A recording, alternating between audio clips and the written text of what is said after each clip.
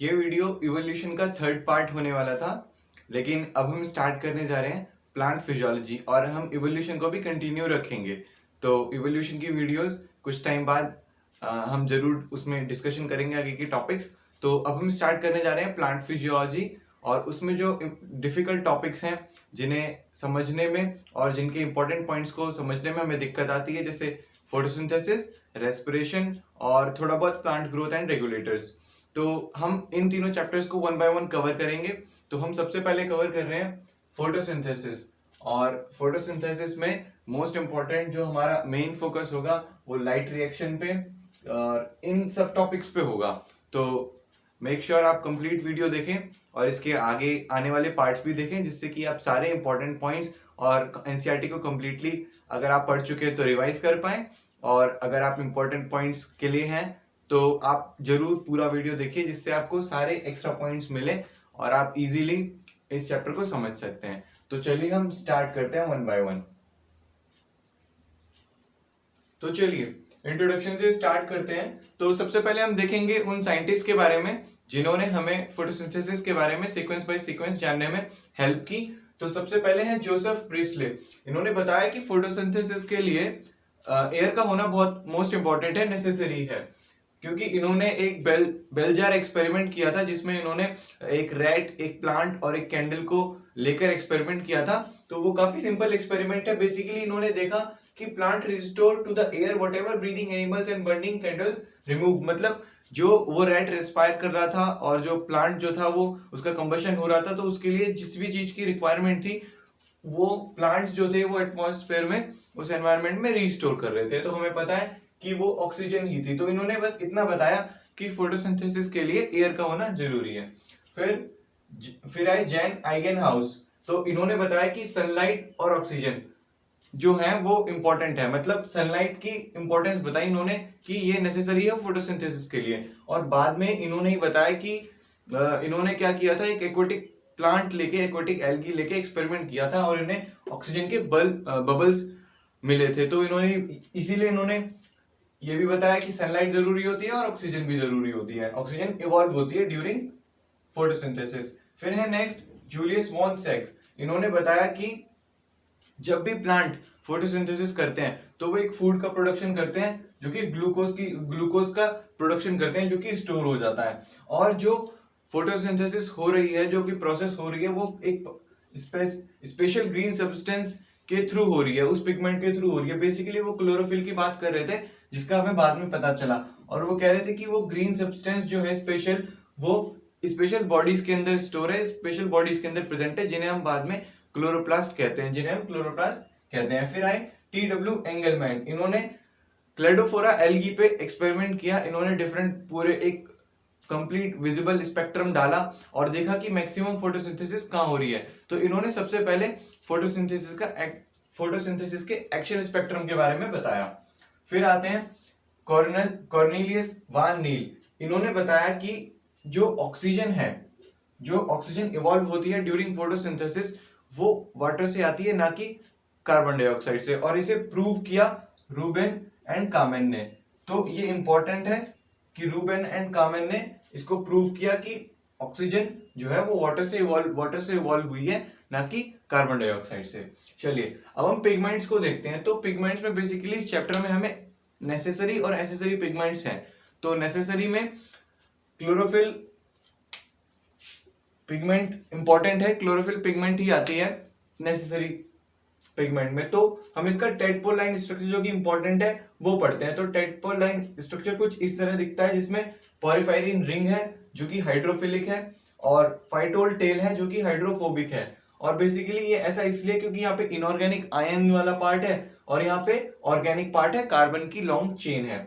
और ये याद रखेंगे ये 20 कार्बन लॉन्ग चेन है। ये जो फाइटोल टेल है ये 20 कार्बन की है। अब देखिए कि क्लोरोफिल का सिंथेसिस कैसे होता है। तो सक्सिनाइल कोएंजाइम ए प्लस ग्लाइसिन बनाते हैं प्रोटोक्लोरोफिल, और प्रोटोक्लोरोफिल पे जब लाइट का रिएक्शन होता है तो वो कन्वर्ट हो जाता है क्लोरोफिल में, एक्टिव क्लोरोफिल में। ये इस चैप्टर के पॉइंट ऑफ व्यू से तो इंपॉर्टेंट है ही, बल्कि रेस्पिरेशन से भी है, क्योंकि जब आप रेस्पिरेशन पढ़ेंगे तो आपको succinyl coenzyme A as a reaction में हमें किसी साइकिल में मिलेगा, तो वहीं से हमें इंपॉर्टेंट है ये वाला पॉइंट कि सक्सिनाइल कोएंजाइम ए ग्लाइसिन के साथ मिलकर प्रोटोक्लोरोफिल बनाता है और फिर वो लाइट के एक्शन से क्लोरोफिल में कन्वर्ट हो जाता है। अब लास्ट में ये कुछ इंपॉर्टेंट फॉर्मूले हैं क्लोरोफिल के, ये हमें जरूर याद होने चाहिए और इसकी एक इजी सी सिंपल सी ट्रिक है वो मैं बताऊंगा। पहले आप लिख लीजिए कि इनमें सेम एलिमेंट्स हैं, जैसे कार्बन, हाइड्रोजन, ऑक्सीजन, नाइट्रोजन और मैग्नीशियम। तो सब में मैग्नीशियम तो सेम अमाउंट में प्रेजेंट है 1 1, और नाइट्रोजन जो है वो 4, तो N4 हो गए, Mg1 हो गए, ABCD सीक्वेंस आप याद रखेंगे। तो हम ऐसे याद रखते हैं 55 55 35 54, ये कार्बन एटम का नंबर है क्लोरोफिल में, chlorophyll A B C and D में 55 55 35 54। फिर आता है 72 70 32 70, 72 70 32 70। फिर आता है ऑक्सीजन 5 6 5 6। तो ये इजीली इस तरीके से हम ABCD क्लोरोफिल जो पिगमेंट है उसका मॉलिक्यूलर फॉर्मूला याद रख सकते हैं। अब देखिए कुछ डिफरेंस है, ये आ सकते हैं एग्जाम में कि जो क्लोरोफिल बी है उसमें स्ट्रक्चरल डिफरेंस क्या आया। तो मान लीजिए कि जो पॉलीफायरिन रिंग है वहां पर एक मिथाइल ग्रुप है, तो ये मिथाइल ग्रुप अल्डिहाइड ग्रुप में कन्वर्ट हो गया क्लोरोफिल बी में। क्लोरोफिल सी में पूरी की पूरी फाइटोल टेल ही एब्सेंट है, और क्लोरोफिल डी में मान लीजिए यहाँ पे कोई विनाइल ग्रुप है, double bond carbon single bond double bond, तो वो कन्वर्ट हो गया अल्डिहाइड ग्रुप में क्लोरोफिल डी में। तो ये था एक इंट्रो पार्ट। अब हम स्टार्ट करते हैं लाइट रिएक्शन। तो देखिए अब देखते हैं कि लाइट रिएक्शन स्टार्ट करने से पहले कि लाइट रिएक्शन होती कहाँ है। तो लाइट रिएक्शन जो होती है वो फोटोसिस्टम्स में होती है, मतलब क्लोरोप्लास्ट के अंदर जो फोटोसिस्टम प्रेजेंट हैं उनमें होती है। अब फोटोसिस्टम्स है क्या, इन्हें देखते हैं। तो फोटोसिस्टम जो है वो दो रिएक्शन सेंटर और लाइट हार्वेस्टिंग सिस्टम से मिलकर बना है। तो जो रिएक्शन सेंटर है उसमें एक मॉलिक्यूल होता है क्लोरोफिल ए का सिर्फ, जो कि नेसेसरी पिगमेंट है, और लाइट हार्वेस्टिंग सिस्टम में क्लोरोफिल बी, ज़ैंथोफिल, कैरोटीनॉइड, ये सारी एसेसरी पिगमेंट्स के 1000 मॉलिक्यूल्स होते हैं लगभग। तो अब जो क्लोरोफिल ए का जो मॉलिक्यूल है रिएक्शन सेंटर में होता क्या है कि जैसे ही लाइट को एब्जॉर्ब करती है क्लोरोफिल ए पिगमेंट का मॉलिक्यूल, तो इलेक्ट्रॉन जो है वो लोअर एनर्जी स्टेट से वो हायर एनर्जी स्टेट में एक्साइट हो जाता है। तो रिएक्शन सेंटर में बेसिकली क्लोरोफिल पिगमेंट ए जो है वो इलेक्ट्रॉन के एक्साइटमेंट के लिए इंपॉर्टेंट है। दूसरा लाइट हार्वेस्टिंग सिस्टम जो है वो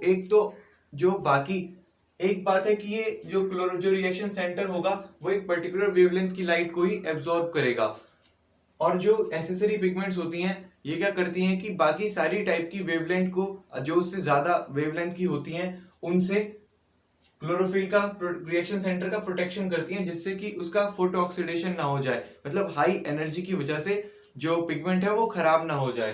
तो एसेसरी पिगमेंट जो है वो प्रोटेक्ट करती हैं रिएक्शन सेंटर को फोटो ऑक्सीडेशन से। तो फोटो सिस्टम जो है हमने देखा रिएक्शन सेंटर और लाइट हार्वेस्टिंग सिस्टम से मिलकर बना है। अब हमारे पास बेसिकली क्लोरोप्लास्ट में दो टाइप के फोटो सिस्टम प्रेजेंट होते हैं, फोटो सिस्टम 1 और फोटो सिस्टम 2। तो फोटो सिस्टम 1 में जो रिएक्शन सेंटर होगा उसका जो क्लोरोफिल ए का मॉलिक्यूल होगा वो जो वेवलेंथ एब्जॉर्ब करेगा उसका पीक हमें मिला है 700 नैनोमीटर। मतलब अगर इससे ज्यादा वेवलेंथ की अगर कोई लाइट उस पर पड़ेगी तो वो वर्क नहीं करेगा, वो ऑफ हो जाएगा।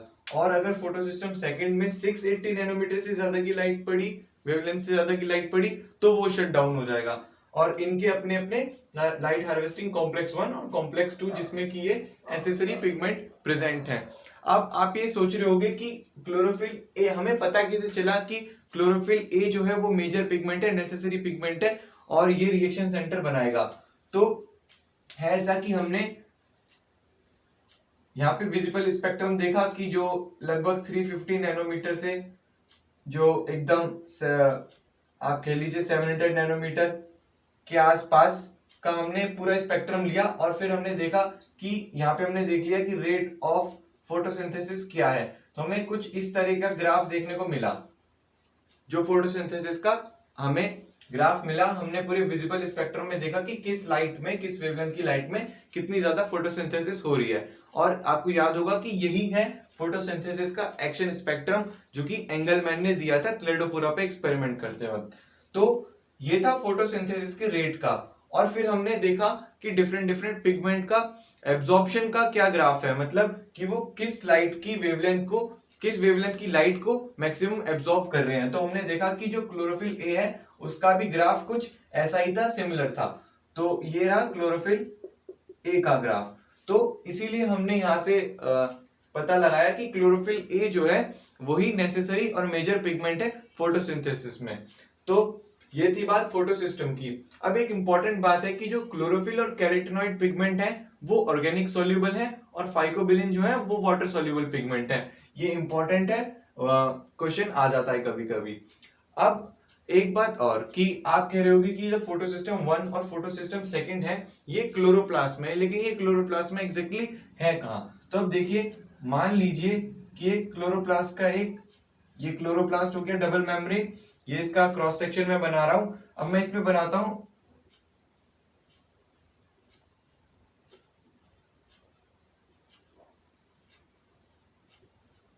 तो आपको, अगर आपने थोड़ा पहले पढ़ा है तो ये होंगे थाइलेकोइड्स, ये हो गए थाइलेकोइड्स, और ये हो गया हमारा स्ट्रोमा लैमेली।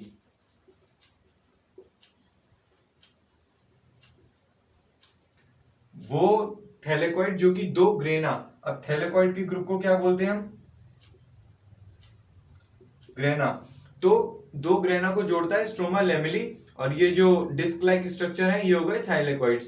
तो आई होप कि आपको ये स्ट्रक्चर पता होगा। तो मैं बस इतना बताना चाह रहा हूं कि फोटोसिस्टम 1 और फोटोसिस्टम 2 प्रेजेंट कहां है। तो अब इसे याद कैसे रखेंगे? जो फोटोसिस्टम 1 है तो इसमें 1 आया, तो इसका मतलब जहां पे सिर्फ सिंगल मेम्ब्रेन प्रेजेंट है सिर्फ वहां फोटोसिस्टम 1 प्रेजेंट होगा ग्रेना में। तो अब देखिए यहाँ पे सिंगल मेम्ब्रेन प्रेजेंट है तो यहाँ फोटोसिस्टम 1 होगा, इसी तरीके से यहाँ होगा फोटोसिस्टम 1, और इसी तरीके से स्ट्रोमा लैमेली पे फोटोसिस्टम 1। और जो फोटोसिस्टम 2 है इसमें 2 मेम्ब्रेन के बीच में, जहां पे 2 मेम्ब्रेन होंगी, देखिए एक ऊपर वाले थाइलेकोइड की, एक नीचे वाले थाइलेकोइड की। तो यहाँ between the 2 membranes of thylakoid यहाँ पे प्रेजेंट होगा फोटोसिस्टम 2।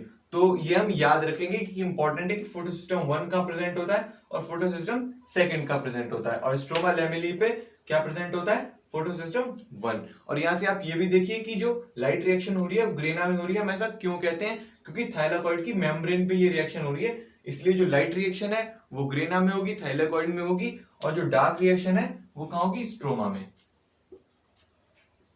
राइट।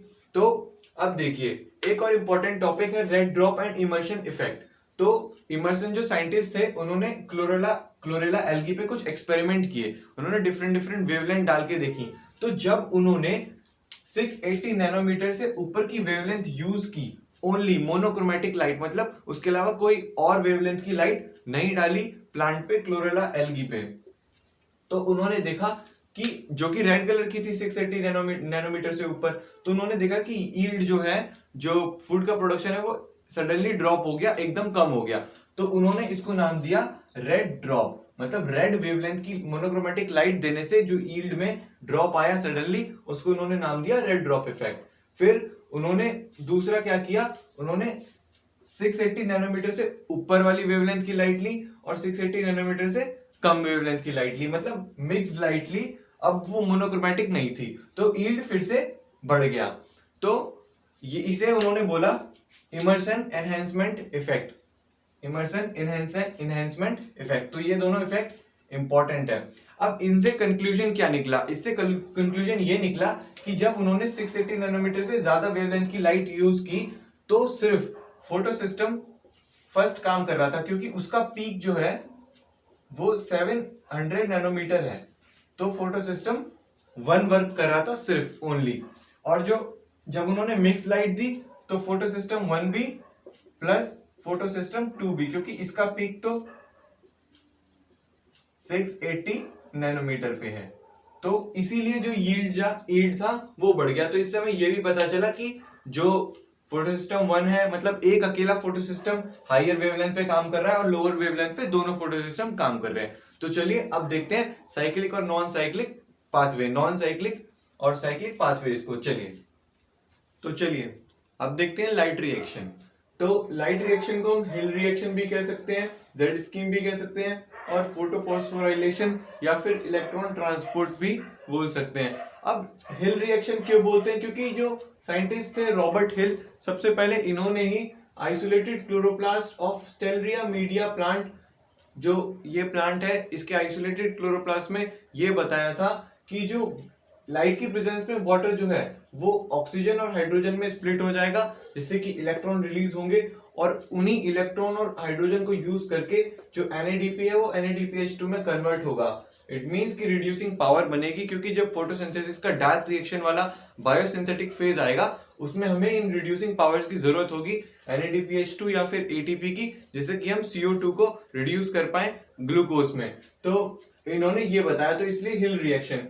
और फोटोफॉस्फोराइलेशन क्यों? क्योंकि फॉस्फोराइलेशन का मतलब होता है कि ADP से ATP बनना। बेसिकली किसी भी चीज में फॉस्फोरस का ऐड होना फॉस्फोराइलेशन है। तो ADP एडिनोसिन डाइफॉस्फेट से एडिनोसिन ट्राइफॉस्फेट का बनना फॉस्फोराइलेशन है, जो कि कई टाइप का होता है, जैसे substrate level phosphorylation, oxidative phosphorylation. तो ये बेसिकली है फोटोफॉस्फोराइलेशन, क्योंकि यहाँ पे ATP का प्रोडक्शन हो रहा है इन प्रेजेंस ऑफ लाइट, तो इसलिए हम बोल रहे हैं फोटोफॉस्फोराइलेशन।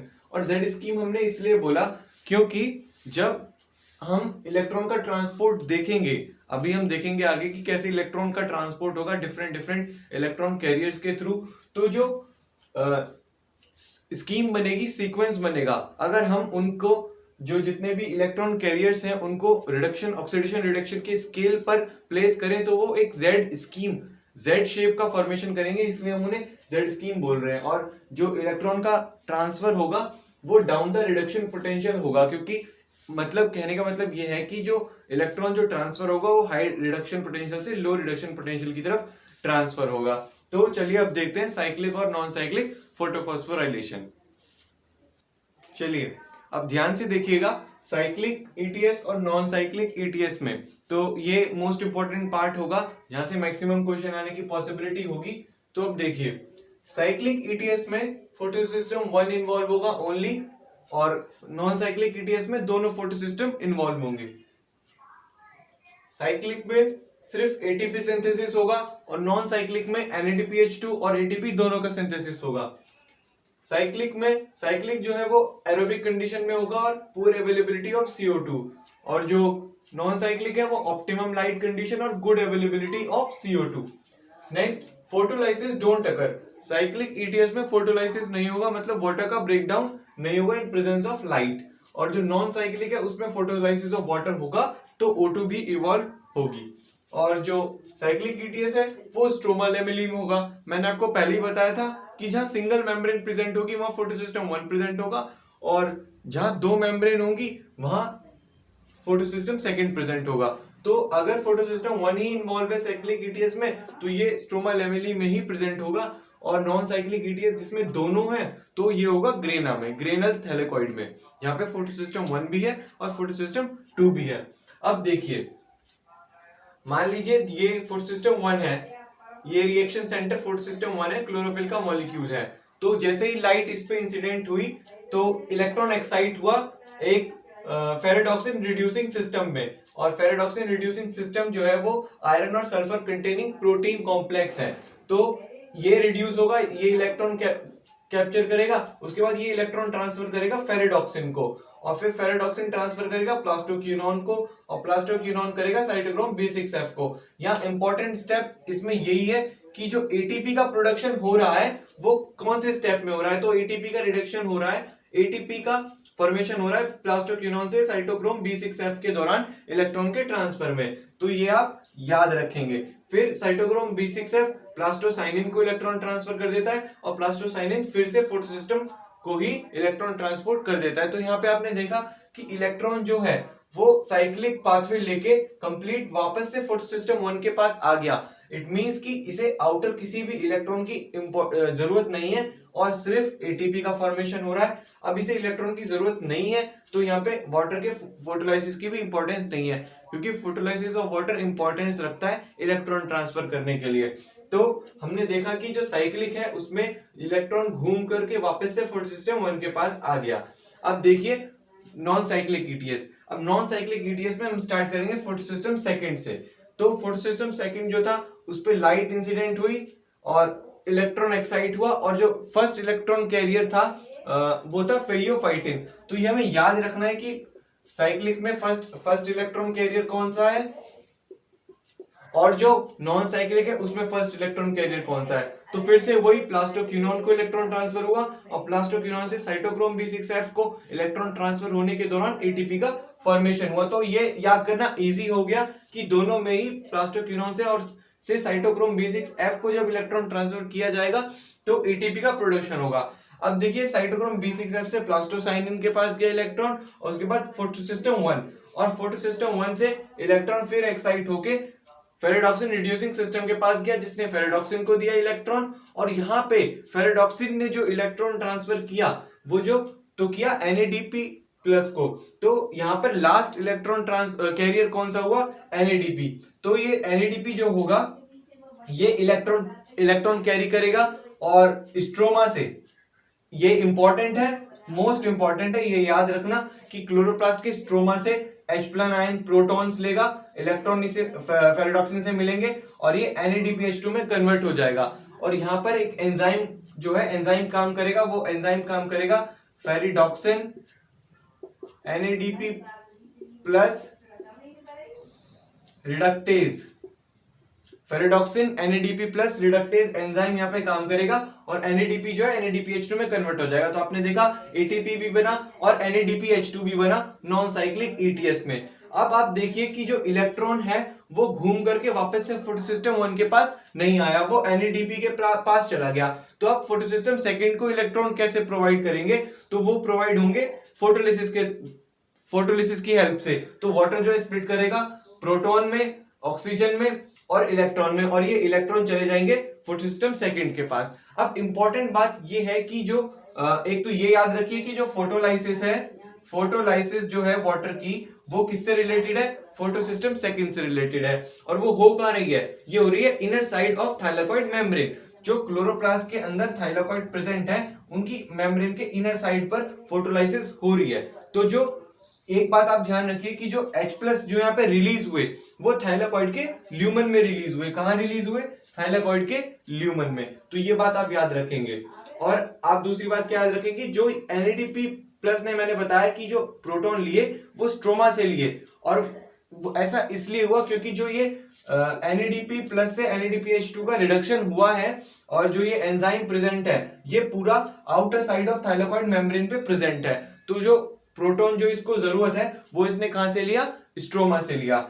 एक और इंपॉर्टेंट बात याद रखने की है, जो प्लास्टोक्विनोन है वो इलेक्ट्रॉन कैरियर होने के साथ साथ एक H+ आयन कैरियर भी है, प्रोटॉन कैरियर भी है। तो ये क्या करेगा, जब ये इलेक्ट्रॉन ट्रांसफर कर रहा था तो ये जो H+ है उसे स्ट्रोमा से ल्यूमेन में, मतलब क्लोरोप्लास्ट के स्ट्रोमा से H+ को ल्यूमेन में ट्रांसफर कर देगा।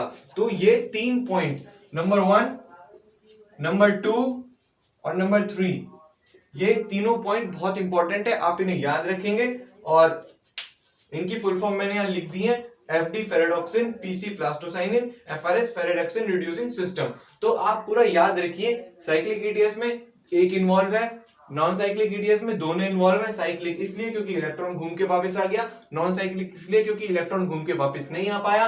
ATP बन रहा है सिर्फ, यहाँ पे ATP और NADPH2 दोनों बन रहे हैं। यहाँ पे फोटोलाइसिस ऑफ वाटर हो रही है which is related to the photosystem second, और फोटोलाइसिस यहाँ पे नहीं हो रही है। और फोटोलाइसिस नहीं हो रही है तो कोई ऑक्सीजन का इवोल्यूशन भी ऑक्सीजन इवॉल्व नहीं हो रही है। और दूसरा, प्लास्टोक्विनोन से साइटोक्रोम B6F के इलेक्ट्रॉन ट्रांसपोर्ट के दौरान ATP प्रोडक्शन हो रहा है। यहाँ पे फर्स्ट इलेक्ट्रॉन कैरियर है FRS और वहां पे फर्स्ट इलेक्ट्रॉन कैरियर है फेरियोफाइटिन। तो ये कुछ थी इंपॉर्टेंट बातें।